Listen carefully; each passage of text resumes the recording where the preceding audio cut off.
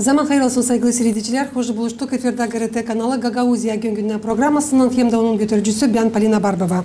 Bugün bizde stüdyoda bulunur akademik, yazıcı, poet, jurnalist, araştırıcı, folklorist, çevirici, Gagauz Millet Gemi'nin avtoru, bütün dünyada birinci dramaturgiya yarışmasının laureatı, Gloria Munchi ordenin kavaleri Todor Zanet. Zaman hayır olsun Todor, hem de çok sağ olun. Anne bugün de saymadığınız zahmetinizle geldiniz Kışlıyor kasabasından Gagauzya Radyo Televizyonun cümle kampanyasına. Zaman hayır olsun sağ olun çağırdınız ama siz hep gittikçe uzadıyasınız. Benim için laflı değil lazım o kadar. Bunları siz söylemeye kendi yaptıklarınızla, kendi savaşmalarınızla kazandınız. Onun için biz lazım onları söylemeye. Sağ olun. Çünkü ta biz yaşarken biz bunları lazım söylemeliyiz. Sonra çok kişiler unutuluyor. Pek güzel, sağ olun. Unutulmasın diye yapacağız onu şimdi. Nice biliriz Todor bir büyük gün Gagauzlarda ana dilin yortusu her yıl tutulur Çek ayın 27'sinde. Gagauzya'nın hem de Moldova'nın anılmış kilisesinin hizmetçisini, aydınlatıcısı, Gagauz dilinde kağıt yazan inisiyatorun Mikhail Çakir'in doğuma gününde. 2022 yılda aydınlatıcı Mikhail Çakir tamamlayacaktı 161 yaşını. Hepsimiz sizler biliriz ne o büyük iz bıraktı Gagauz dilin hem de Gagauz dinin uğrunda. Hangisini biz bugünkü günler koruyoruz hem de ilerlediyoruz. İlkten teklif ederim seyredilen bir süjet. Nesoy güzel, şıralı, yalpak bizim ana dilimiz Yöter Avtonomiyanın okullarında.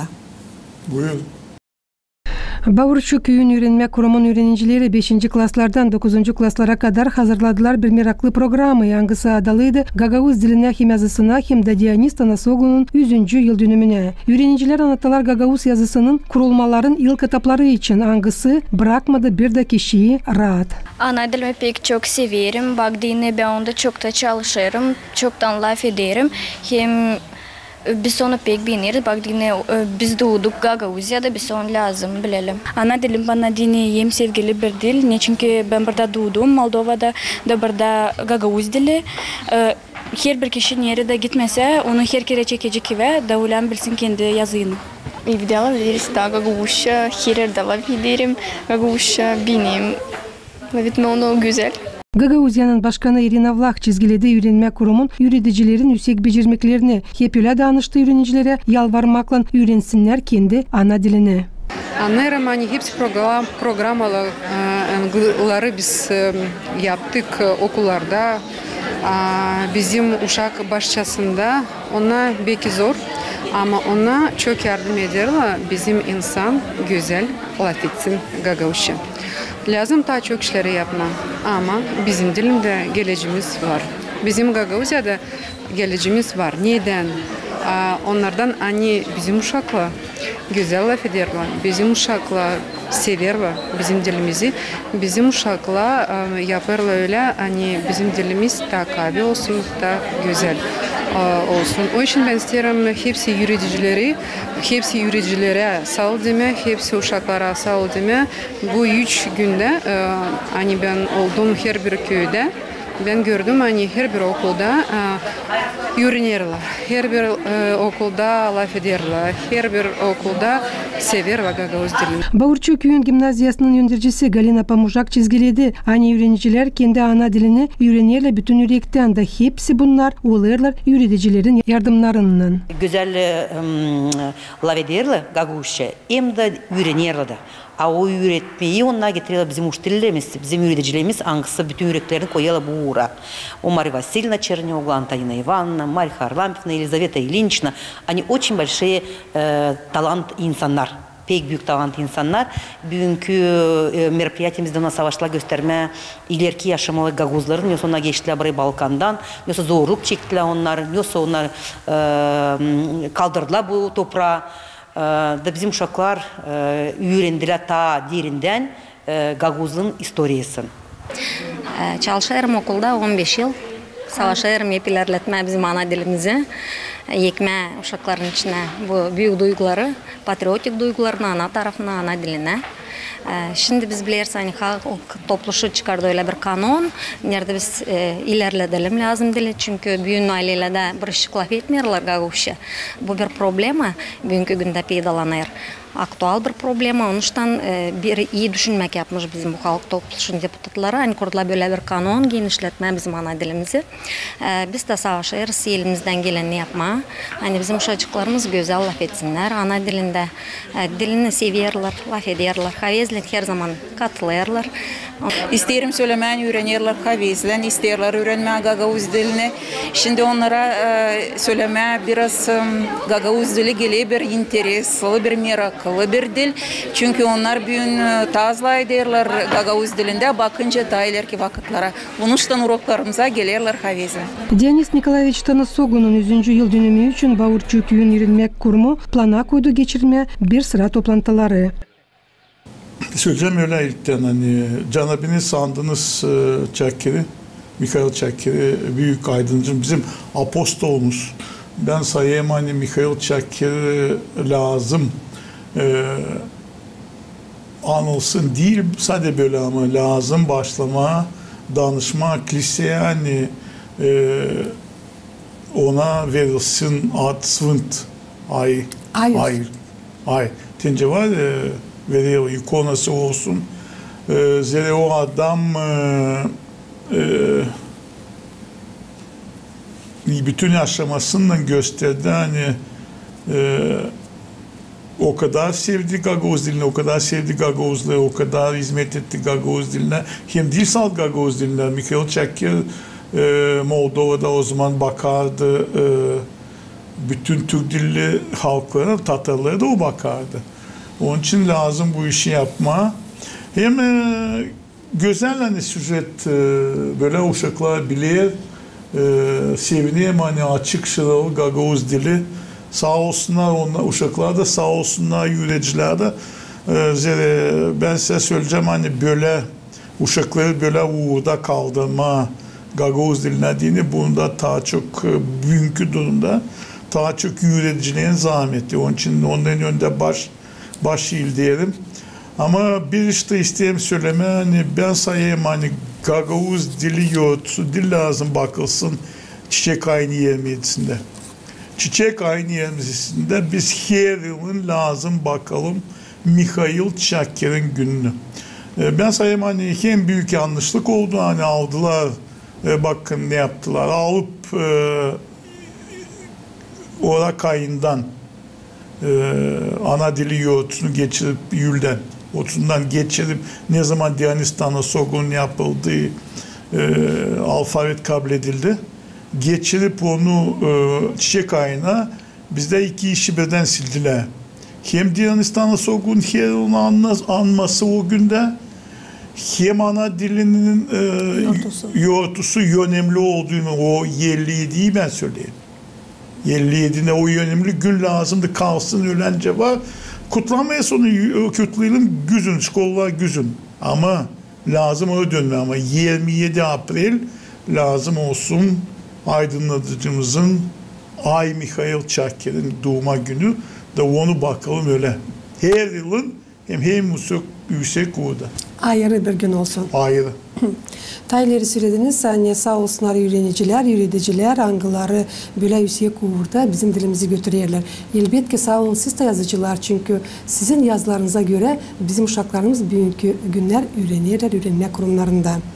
Lazım çizgileme yani 2012 yıldan beri Mikhail Çakker'in doğuma gününde Gagavuzya'da ana dilin yoğurtusu bakılır. Mikhail Çakker doğdu 1861 yılda Çıdırlunga kasabasında Diyakon ailesinde. Başardı Kişinyov kasabasının din seminaryasının neden sonra çekette çalışma yürütücü Kişinyov'daki Adam Din Училищесinde. 1907 yılda Gagavuz dilinde Evangeliyanın Yevirke Zavet'ten kimi bölümlerini teparladı. Burada çok kuvvet koydu PhD, bilimci, yazıcı, Komrat Devlet Üniversitesi'nin ilk rektörü Deniz Tanasoglu. Bu sırada çok başka da bizim anılmış yazıcılar, çoğu angılar rahmetli de oldular. Siz de Todor çok kuvvet hem de sağlık koydunuz hem de koyarsınız. İlerlesin diye bizim dilimiz, yazımız, dinimiz. Elbette ki bunun için size bir ayrı sağ ol. Sağ olun. Çünkü pek severiz sizin yaratmalarınızı. Pek şıralı, pek güzel sıralı, yazılı. Hepsi laflar anlaşılırlar. Bize yardımcı oluyorlar. Sizin kağıtlarınız bizim işimizde. Bugünkü günler todur zanniyet. Akademik, neyle zannetlanıyor? Ben inanayım hani Gagavuz lafında var. Her bir işte hayır var. Bu hep uydurma pandemiye ben diyeyim. Uydurma pandemiye yoktur. Vardı hastalık, vardı salgın. Ama bizi evlere kapadılar. Ben sayayım hani bu pek yanlış oldu. Değil lazımdı. Zeri kapadılar lazımdı. Kimse kazansın bundan. Vardı salgın. Ama faydası oldu hani kapalıyken yokunca ayrılak durma. Yazdım bir 3-4-5 anlatmak. Birkaç piyet daha zor. Zeri piyet yazma din lazım. Gitmeye buluşma insanlarla lazım. Duygu alma, anlatmak vardı eski yazılar vardı, notalar onunla. Belli ki gazeteyi kapamadık hiçbir kıpımda da gazete ilerler. Şimdi çıktı bir kağıt, onda ben olduğum redaktör. Şimdi hazırlıyoruz daha bir kağıt benim bir anlatmama göre. Allah yardım ederse de ben inanayım Allah'ı. Ben büyüdüm kilisenin yanında. Ben daha sonra izin verirse okuyacağım bir piyetti. 3. ev kilisedendik. Benim ailemde hepsiciydi. Allah'a inanan Mahmut Ebü'nün 92 yaşına yaklaşık hep şükür ediyor Allah'a. Her gün dua ediyor. Ama ben kilise için çok Bucan dalgasında işte yakın süjetler yaptım. Söz gelişi Gagavuz dilinde ilk dualı Çakir'in dualarını biz yeni zamanda Kongas köyünde vardı. Atiyat Ay Vasili Moldovan. Ben o zaman genç redaktör, geldim ona dedim töletti böyle dedim ne dedim burada sadece Moldovancı, Rusça dedim Gagavuzca da olsun. Adam dedi bana sen getir. Dualı Gagavuzca'da biz yapacağız. Ben dedim öyle mi? Aldım Mikhail Çakir'in dualarını. Var ya gökte ey gökte baba hem şimdi hem hoşma hem daimalarında amin. Getirdim adama. Adam hazırlamış dedi ki hadi dedi o zaman dedi bugünde yapalım. Daha hiçbir koymadıydı. Ne Moldovanlar ne Bulgarlar hiçbir cifre koymadıydı kendi dilinde. O zaman kilise Rus kilisesiydi. Rusça dualardı. Ben Bucan dalgasından aldık Patayas'a, Peredrijnaya telestudyo, bugünkü avtobuslar gibi bir şey stüdyo getirdik Kongaz'a. Koyduk kameraları. Kilise dolu insanla. Papaz çeketti, nasat etme, bir de çeket ama güzel sesi. Çeket Gagavuzca gökte baba duasını okuma. Gökler yötüyor anlıyorsun. Öyle bir şey oldu. Sonra açan sıra geldi yapıyoruz montaj. Ben bakıyorum vardı bir adam redaktör bizim üstümüze hep başka dinden koyardılar. Saat 12 gece saat 1 gece biz bitiremeyiz montajı. Geldi dedi bu süsede koyamayacaksın dedi. Dedim hiç koyamayacağım. Ama bu da Gagavuzca dua bu ideolojiye karşı dedim bana ne senin ideolojin? Bu halkın duası. Şakir çevirmiş, hepsici söylüyor. Dedim ama montaj bitiyordan sonra. Siz televizyon bilirsiniz ama o zaman vardı tıka biz propagandadaydık. Ben dedim o zaman kapatırız bitirmeyiz. Bitirmeyiz dedim kalsın. Ama kalarsa yarın onun kafasını bulacaklar. Son sonunda bitirdik. Mikhail Çakir'in Ay Baba'nın Gagavuzca duasını bitirdik o ama öyle güzel çıkarmışlar liseyi bizim lise bile kapanmadı Kongaz'ın lisesi. Eski hepsici biz çıktık efire bir hafta sonra da Seften Moldova radyosunda televizyonda gösterilen Moldovanca dua. Bakın Çakir 100 yıl diye say çevirmiş biz de böyle yaptık. Sanki arşivlerde yok mu bugünkü gün? Bilmiyorum ben, sanmıyorum. Ben açan ayrıldım bu can dalgasından, kıskançlıktan göre çok arşivi sildiler. Şimdi onu istemiyorlar etme. Ben bunun için bir ket yazdım da. Bizde hepsici kim geliyor ilk tane? Senin adına o diye benden çekildi. Sile hepsiciğini. O ne yapacaksın böyle? Ama ben sevineyim hani yilkin ama güzel. Benim mamım büyüğünde dediğim mamı ya okumam büyüğünde okuyor. Gökte babayı öğlenci çekke çeviriyor. O da var iyi. Böyle. Artık bulunursunuz sana dilimiz ortasında Gagauzya Radyo Televizyonun Cümle kampanyasında elbette siz lazım bir okuyasınız bize sizin yaratmalarınızdan öyle güzel nesisi bir piyet dini bir işi güzel etme bizim programı hem de hepsini aklına getirme yani büyük Gagauzya'da bir büyük yortu ana dilimizin hem de yazısının yortusu. Hadi öyle yapalım. Ben şimdi söyledim hani piyet yazdım kilise için. Ben kilise için yazmadım bugünlerden ama şimdi yazdım bir anlatmak. Açan kiyat çıkacak biz onu burada tanıtacağız. Güzel bir anlatmak kilise için. Hem Gagauzlardan aşağı kilise hem nice bizi tuttu ayakta dinimiz. İlk kere yazdım. Kim okudu ağladı. Dalgalandı çok. Zere o anlatma olduğunca o bir dokumentalla karışık ince zanaat öyle bir şey. Ona yetiştiğinde onu okuyacağız. Ama şimdi ben size okuyacağım bir peyit izin verirseniz benim küçüklüğünden Buyurunuz. Bizim aile hep kilise gitmeye dini bilesince yıkarla, parklarla. Şimdi ben okuyacağım. Uşaklığımdan bir resim. Nerede mali küçüklük günlerim, uzun yenlerim, patyaşkalar çapraz, ilikli, sandalye mor, delikli, kadreli bluzum kıvrak, üstüm tertipli, pampak, şapkamda boz, kirtikli, cöpler şekerden şekerli. Konkamı almaya yollandım. Kiliseye birkaç adım. Avucum mali avucunda, duam dilimin ucunda. Konkadan sonra papum sol elinde şen oturuyorum yeşiklerde. Direkt getirdim aklıma sansın kendi malimi.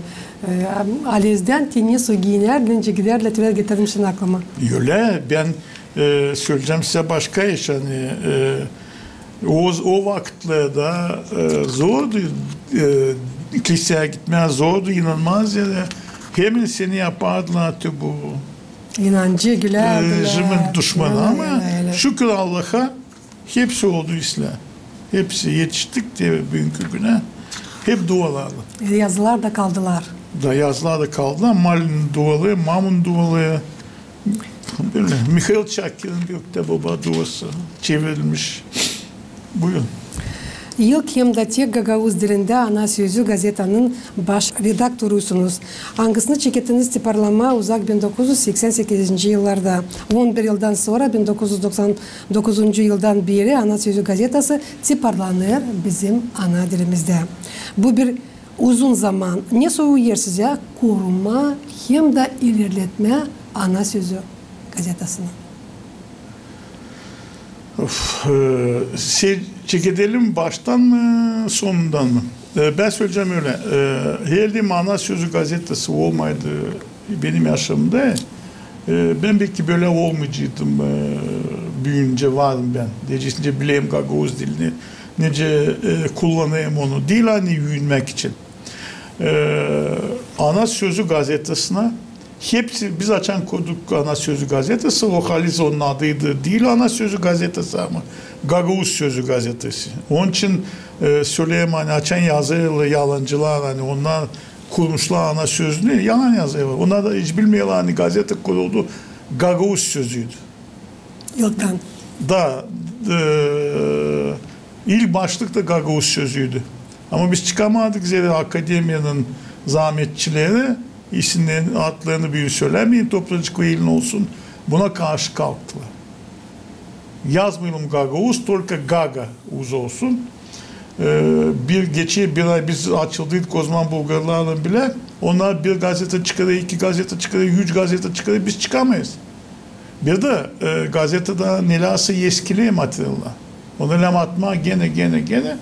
Vardı bir adam Sovyetski Moldova'da Çağlı, Viktor rahmetli.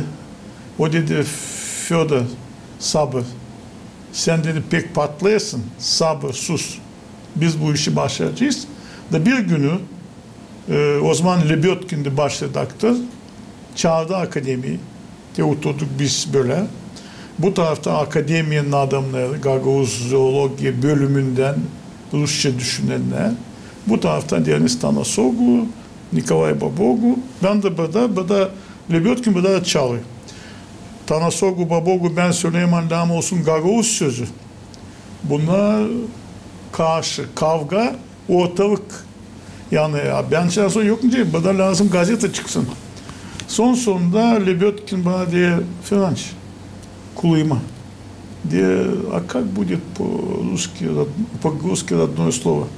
Где она söyledi. Вот, говорит, встаньте и скажите, что газета будет называться, она söyledi. Говорит, ну там же постановление ЦК партии açma deyin gazeteyi. O dedi я решу. Hemen var mı tabii masa üstüne vurdu. Ben teklif edeyim, gazetenin adını değiştirelim ana sözü. De bundan öte oldu ana sözü de şükür Allah'a. Açan biz çektik çıkmayı. Bize yazıcılar yoktu ne anda tiparlasınlar. Bu bir. İkinci, folklor bizim çıktı da Tanasogu 57. yılda 59 yazmanda Bucaktan Sesler o da var birazcık folklor. Sonra 60. kıyıda folklor yoktu. Anlıyorsun? Da bize ana sözünde hepsi bunu yeniden tiparladık. Ama tiparlamak değil hani aldım da koydum. Ondan okuma, düşünme, gazetenin var kalıpları. Ondan çıkarsa lazım doğurtmayı. Geriye yazıcı getirmiş bir anlatmasını. O öyle görüyor. Ama ben öyle görmeyeyim. Ben sayayım hani tebuti yokunca olsun. Tebu değil doğru. Bu laf doğru kullanmamış. Size örnek geçenlerde sesleyeyim. Sizin gazeteye de söylüyor Rusçası başkan встретилась с кем-то из постов. Gagavuz diye büyük başkan karşı geldi Tön'ün. Karşı geldi. Karşı geldi Gagavuz dilinde встретить кого-то по пути. А если встретился с кем-то, это значит buluştu. Tüle işler doğrudan kimse öfkelenerdi, kimse ama kaybolurdu. Onun için ben sevineyim hani onlar hepsi geçti ana sözünden. Ana sarılarını yuttular ana sözünün sayfalarından. Ana tüylerine girdiler ana sözün yazılarından. Hepsi şimdi saklıyor bunu ama ben saklamayayım. Bizim karı hep bana diye kabahat sende. Sen onun hepsini kaldırdın. Dedim yazsınlar ben bir şey demeyeyim, sevineyim ama dil için bana dini çok oldu. Benim dilim o kadar zenginleşti. Hani ben şükredeyim hani ana sözü vardı. Bir de ana sözün yanında vardı öyle insanlar gelen. Denis Tanasov geldi. Nikolay Babogu. Yonbaz geldi dedi yazacağım bana şen oynaya Gagavuzlar yazdırdı bana. Almıştı yazmıştı bir yaprakta. Ben nereden bileyimce türkü yazdı. Ben o zaman da yoktu türkü yazdığım. Peyt yazardım. O nasıl lazımmış? Alliterasyon. Yazmış bana. Şarap, karanfil, kavurma, kara kaş bilmem ne. Diyor lafları dedi olacak bu. Örnek olarak Mikhail Kolsa kompozitör gelirdi. Hepsi bizim yazıcılar, hepsi gelirdi ana sözüne. Bir de lazım karşılama onları. Buyur etme seyften bir şey kırmızı ya da mor. Sonra da onlar gittiğinde saat 12 yana işlemeye de yapma gazete. O deyince büyük kompüterde. Onu dilerdik maşinkada. Sonra okuma, son yollayasın dizisinden, son okuyasın Granka'ya, son bir sürü iş. Onun için ana sözü ben sayayım hani dilsal benim yaşamda ama bütün Gagavuzların yaşamasında hem historisinde ana sözü hem büyük köşe temel taş. Bugünkü yıllarda ben söyleyeyim. Son 34 yılı. Tabii belli ki biz almayayım ben 65'i, 60 yıllarını 57'ni Çakir'i almayayım. Ona hem büyük, ona direkt. Ama ana sözü böyle ben büyük kabul edeyim onu. Renkli patetler de içinde var. Pek güzel gazeteniz. Ben büyük sevinmelikle, hodulukla okuyorum her bir statüyü.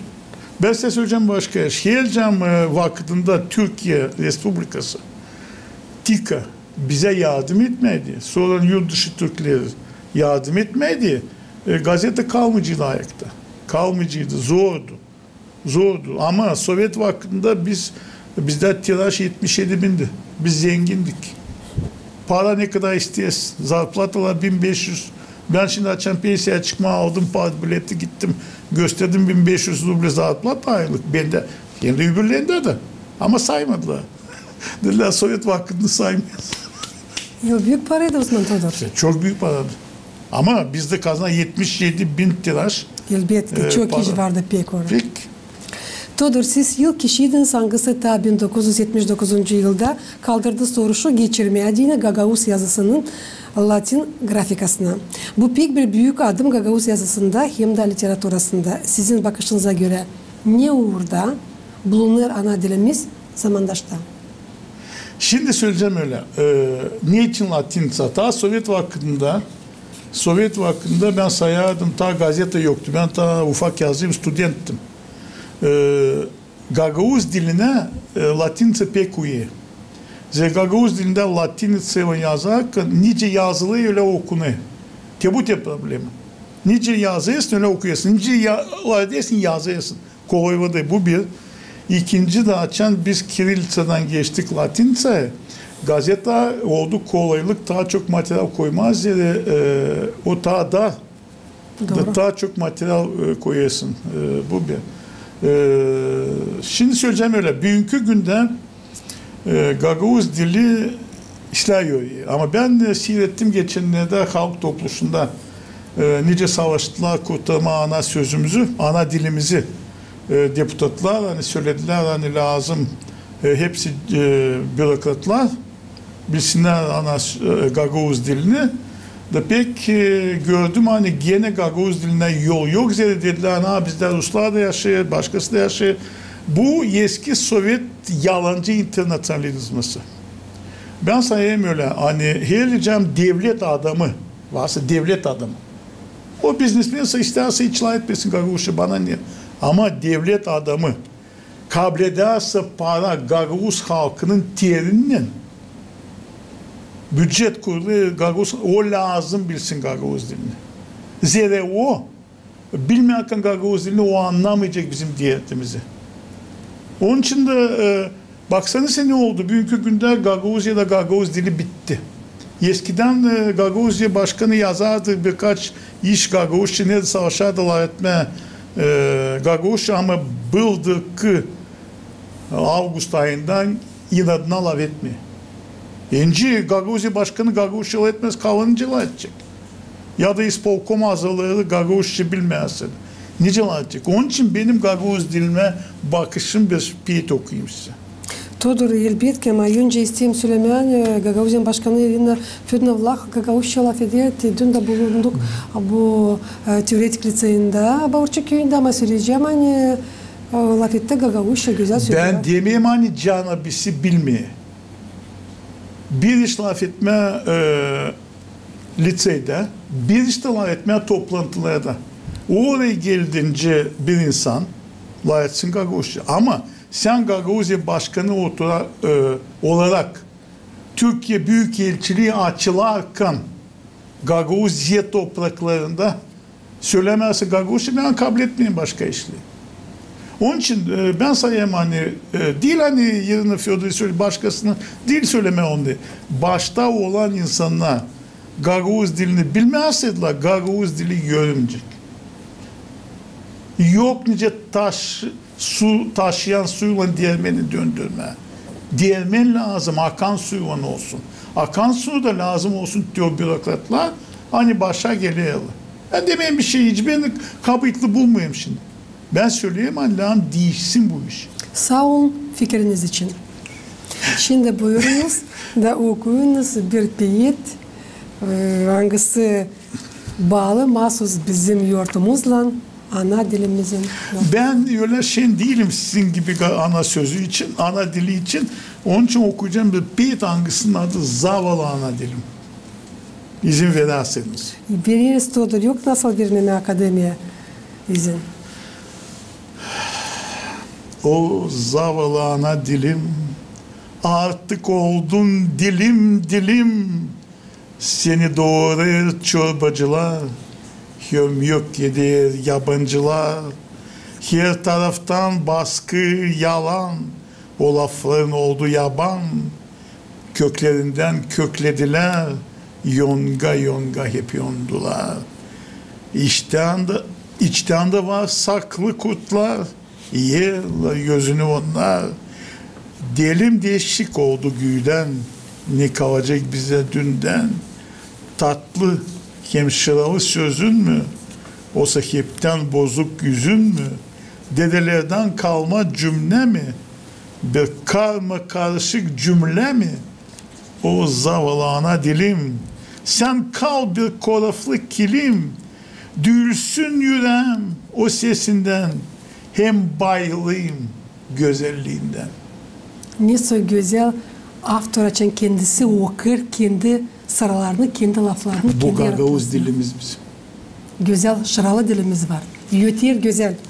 Todor, siz biz belli tek Gagavuzsunuz, hangisi en çok çevirdi Gagavuz diline, dil sadece Moldova'nın, Rusya'nın ama başka devletlerin avtorların yaratmalarını. Bu kamil yaratmalar zamandaşta nice biliriz bulunur Moldova devletinin radyo hem televizyonun fondunda. Bugünkü günler çalışırsınız mı bu uğurda? Diyeceğiz, çevirirsiniz mi? Neyse bir kimsenin yaratmalarını. Çeviririm. İleriye benim dostum Kirgizya'dan tamamlayacak 70 yaşını. Allah yardım ederse de hazırlayan bir kiyat Gagavuzca onun anlatmak. O pek güzel bir prozaik. Zor çevirme, onun üzere Kirgizce, Latince olaydı anlaşılıyor. Ama Kirilce olduğunu anlaşamayım. Oluyor öyle o yolluyor bana Rusça. Son ben okuyayım Kirgizce, savaşayım, anlama yüzünü Kirgizce'de olsun, yötsün orada Kirgizce. Gagavuzca yötsün Kirgizce. Öyle var mı, nasıl olsun? Var. Ben sana şimdi vakitimi söylüyorum. Ben Vanca okuyayım size. Pushkin, Lermontov'u çevirdim de siz göreceğiniz Yotiye Todor zannetme. O Yotiye Pushkin. O Yotiye Lermontov. O Anna Akhmatov'u Yotiye. Çevirmek, herkes de ben çevirdim. Çevirmek pek zor. Onun için ben pek az çevireyim. Ama tutunduğuna lazım değil mi? Yötsün avtor, dil çevirici. Çünkü Todor bizim programımız yaklaşır sonuna. Bugün ana dilimizin yoğurtusu, sizin bir var kolayınız. Kutlayasınız. Hepsi bizim Gagavuzları. Ben çevirdim Kiev'de. Ben kutlamak yerine okuyayım bir dua. Buyurunuz. Duayı da kendim yazdım. Affedin hani böyle kutlayayım ama Allah'ım isteyelim olsun devletin, yaşasın yıllarda milletim, olsun ana dilim, değil bir dilim ama bir somun bütün, dün, bugün, her gün, hem şimdi, hem sonra, hem daimalarında. Amin. Çok sağ olun. Böyle güzel, pahalı laflarla başarırız bugünkü bizim kolbermemize. Sağ olun. Saygılı seyredicilerim, Gagavuzyan yaşayanları isim tabirse getirmesin aklınıza. Bugün bizde stüdyoda bulundu akademik, yazıcı, poet, jurnalist, araştırıcı, folklorist, çevirici, Gagavuz Millet Gemi'nin avtoru. Bütün dünyada birinci dramaturgiya yarışmasının laureatı, Gloria Munchi ordenin kavaleri Todor Zanyat. Ben size söyleyeyim, kalın sağlıcakla. Gelen buluşlarda kalın GRT kanalında yoğurtucuk kutluca olsun. Koruyunuz dilimizi.